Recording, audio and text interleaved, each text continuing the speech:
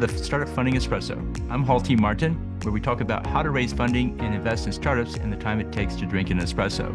If you have a question about startup funding or investing, please go to the website, startupfundingespresso.com, and type in your question into the chat bot in the lower right corner to receive an answer. I hope you enjoy this episode.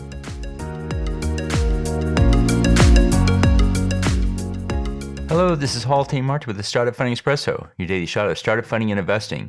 Startups seek out investors not only for funding, but also mentorship.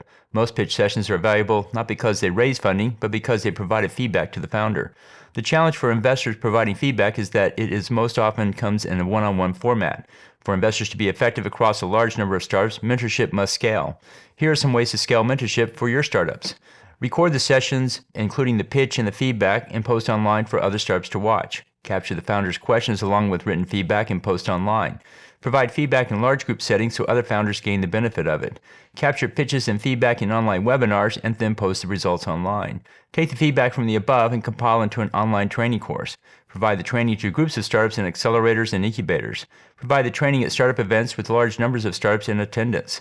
And capture the questions and answers into an online blog post. Consider these steps in scaling your mentorship to the startup community. Thank you for joining us for the Startup Funding Espresso, where we help startups and investors connect for funding. Let's go start listening to today.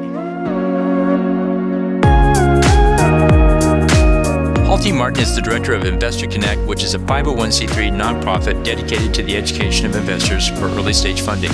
All opinions expressed by Hall and podcast guests are solely their own opinions and do not reflect the opinion of Investor Connect. This podcast is for informational purposes only and should not be relied upon as a basis for investment decisions.